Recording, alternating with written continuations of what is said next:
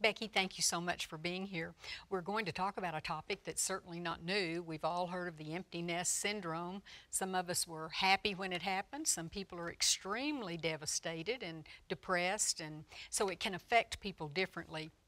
But what we really want to talk about today is having that other generation. We maybe, I know you said when you were teaching, it was usually the parents, the children left for college or for work or whatever, and then the older people.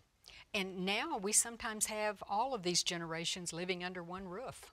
Right, and it's sort of a phenomenon right now. You know, we talked about the empty nest syndrome like when I was teaching home and family living in the 80s, and it was a time of, great grief for the parents, and they had all of, we taught coping skills, and, because they could become depressed, and even marital strife would be, a result. And so, but that nest has been knocked out of the tree for what is now being called the intergenerational nest, and that is when 3 or more generations live in the nest together, and it can be a literal nest or a figurative nest. And I've identified baby birds are the young adult generation, and of course we're the middle birds, and then the elder birds are our parents that are going through dementia. And you brought up a good point. It's not just one of these generations that's stressing out. We all are experiencing lots of changes when these people are moving in. Right. Where do we put them? Where do we put their things? Right. It's things that we don't even think about until it happens. And even if one of the elder birds is in assisted living and living somewhere else, we still are their advocate, and we have to shelter them underneath our wings. And so, sometimes the nest it's just sort of a figurative term, but they're still, if we are the one that has been assigned to them, then they're in our nest. New responsibilities. And another thing, as far as the children going off to college or going to trade school or just getting a job and then realizing it's kind of a dead-end job, so they're realizing maybe for the first time that they do need skills, and sometimes there's just not jobs available. Right. And so they've got rent, they've got utilities and all kinds of food and all that, so they will move back home. We hope for a short period of time. Well, but it's whenever happens. they can learn to soar. And it's not just us launching them, we've got to teach them to soar.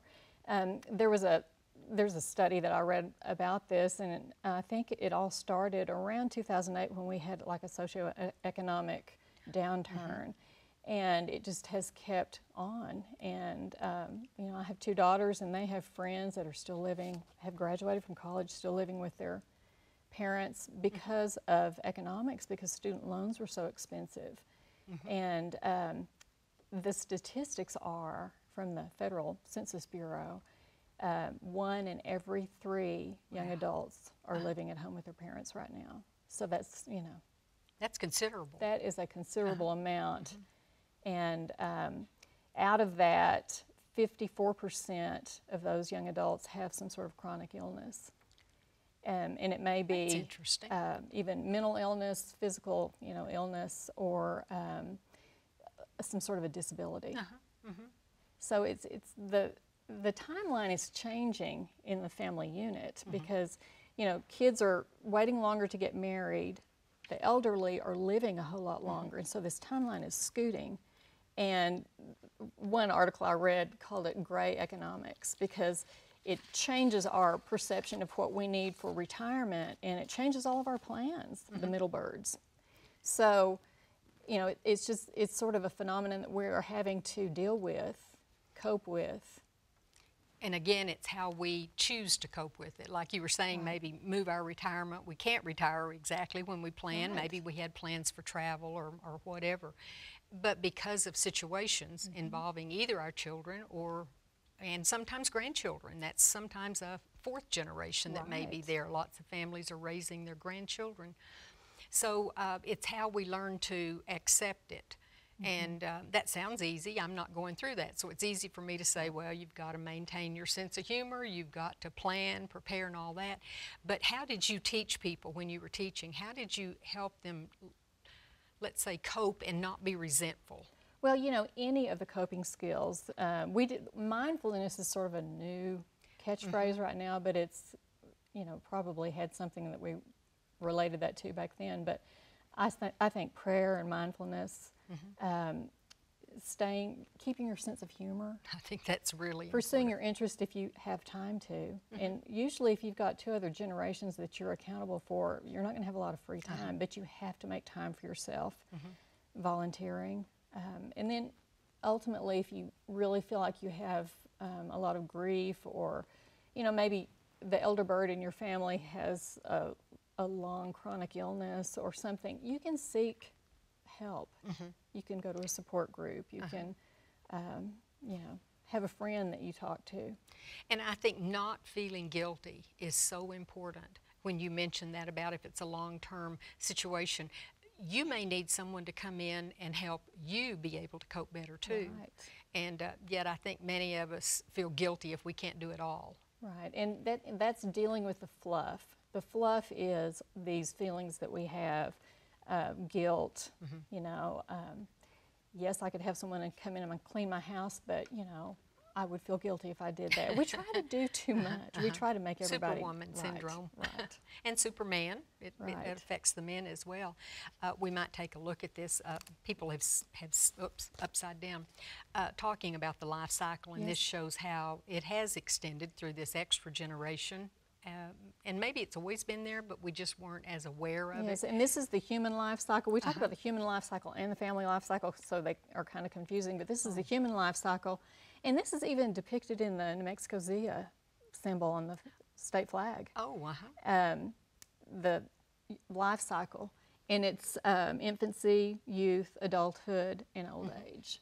And so there are 4 there, and you may have 4 generations in your home. You know, if, say for instance, there was a military family and the husband went to, you know, Afghanistan, and so the daughter moves in for emotional support with her parents and her babies with her, you know. So it can be, get full real fast. Well, the one good thing is that there's lots of information out there for people to read magazines, to read articles online. There are lots of books that have been written about this, and preparing. Maybe you'll never face this situation, but being prepared, I think, lightens the load considerably. I think so too. And in refeathering our own nest, after we've taught the baby birds to soar and the elder bird has ultimately flown away, I think it's important for us to, you know, we're looking at this from the middle bird's perspective. Maybe if we were empathetic to the other 2 generations, because we'll it would be in easier that for us elder to, birds pretty and soon. these baby birds, this may just be all, you know, in nature, as nature wanted it to be, because the baby birds are learning from us how to deal with the elder birds, and guess what? We're about to be the elder birds at some point. So we better set a good example if So we want to be learning, taken care of. And that's, you know. Very important topic. Thank you very much, Becky. Well, thank you for having me.